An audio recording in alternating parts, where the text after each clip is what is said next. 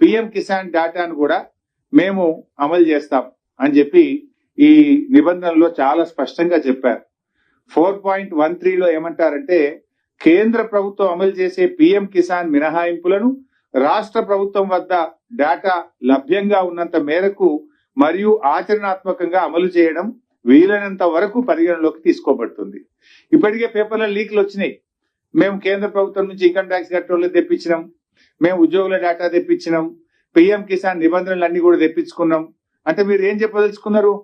PM Kisan నిబంధనలను వర్తింపజేసి రాష్ట్రంలో సగానికి సగం రైతులకు రుణమాఫీ లేకుండా ఎగ్గొట్టే ప్రయత్నం. మీకు ఇంకా బాగా అర్థం కావడానికి ఒక చిన్న ఉదాహరణ చెప్తాను.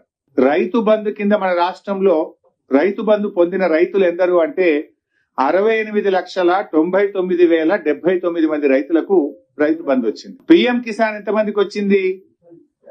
30,36,000 మందికి పిఎం కిసాన్ వచ్చింది. అంటే సగం మంది కూడా రాలేదు. అంటే దాదాపు 69 లక్షల మంది రైతు బంధు వస్తే 30 లక్షల మందికి మాత్రమే పిఎం కిసాన్ వచ్చింది. అంటే 39 లక్షల మంది రైతులు ఎగిరిపోయినట్టే కదా. పిఎం కిసాన్ నిబంధనలు అమలు చేయడం అంటే 39 లక్షల మంది రైతులకు రుణమాఫీకి దూరం చేయడమే. రైతు బంధు అందుకున్నది 69 లక్షలు అయితే పిఎం కిసాన్ అందుకున్నది 30 లక్షలు. పిఎం కిసాన్ నిబంధనలు అమలు చేస్తాము అంటే 39 లక్షల మంది రైతులు రుణమాఫీకి అర్హత కోల్పోతా ఉన్నారు.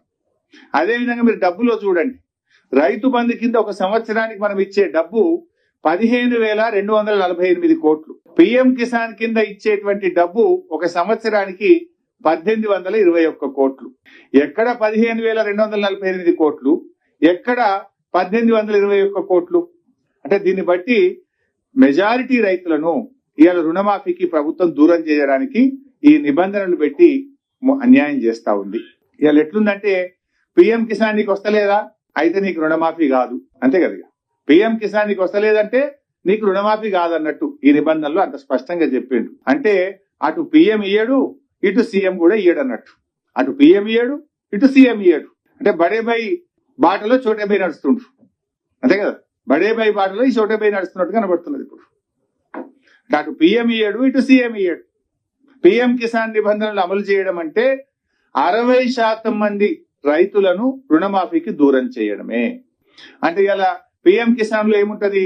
ఇన్కమ్ ట్యాక్స్ కట్టే వాళ్ళకి ఇవాళ రైతులు ఏమైపోయింది, తమ పిల్లలు విదేశాల్లో చదువుకోవాలన్నా, తాము ఇల్లు కట్టుకోవాలనుకున్నా, తాము ఏదైనా వాహనం కొనుక్కోవాలంటే కూడా ఐటీ రిటర్న్స్ ఉంటేనే లోన్లు వస్తా ఉన్నాయి బ్యాంకుల్లో. అంటే ఇవాళ పిల్లల చదువుల కోసమో, ఇల్లు కట్టుకోవడం కోసమో, ఓ ట్రాక్టర్ కొనడం కోసమో, వాహనం కొనడం కోసమో రైతు ఇన్కమ్ ట్యాక్స్ ఫైల్ చేస్తే అతను రుణమాఫీకి అనర్హుడు. ఇవాళ కార్మికులు ఉంటారు, ఆర్టీసీ కార్మికులు, సింగరేణి కార్మికులు, ఎంతో మంది 4th క్లాస్ ఎంప్లాయీస్, చిరు ఉద్యోగులు, రిటైర్డ్ పెన్షనర్లు, వాళ్ళందరినీ కూడా రుణమాఫీకి దూరం చేసింది కదా. ఉపాధ్యాయులు, ఉద్యోగులు, రిటైర్డ్ ఉద్యోగులు, పెన్షనర్లు, ఆర్టీసీ కార్మికులు, సింగరేణి కార్మికులు, 4th క్లాస్ ఎంప్లాయీస్, ఈ చిన్న వాళ్ళందరినీ కూడా ఇవాళ మీరు రుణమాఫీకి దూరం చేసే ప్రయత్నం చేస్తా ఉన్నారు. అంటే గతంలో మా ప్రభుత్వం ఉండే, మేము రుణమాఫీ చేసినప్పుడు ఈ పిఎం కిసాన్ నిబంధనలు పెట్టలేదు, ఇలాంటి కోతలు మేము ఆలోచించలేదు. ఆ రోజు ఆయన రైతా కాదా, బ్యాంకులో క్రాప్ లోన్ తీసుకున్నాడా లేదా, పాస్బుక్ ఉందా లేదా, ఉంటే రుణమాఫీ చేయమన్నా. కానీ మీరు ఒకటి కుటుంబం నిబంధన అయితే ఒకరికే రేషన్ కార్డు లేకపోతే నీకు రాదు, పిఎం కిసాన్ నిబంధన నీకు పిఎం కిసాన్ డబ్బులు వస్తలేవా, నీకు రుణమాఫీ రాదు. ఈ రకంగా మీరు కోతలు పెడతా ఉన్నారు. అంటే రైతుల సంఖ్యను గణనీయంగా తగ్గిస్తున్నటువంటి పరిస్థితి ఉంది.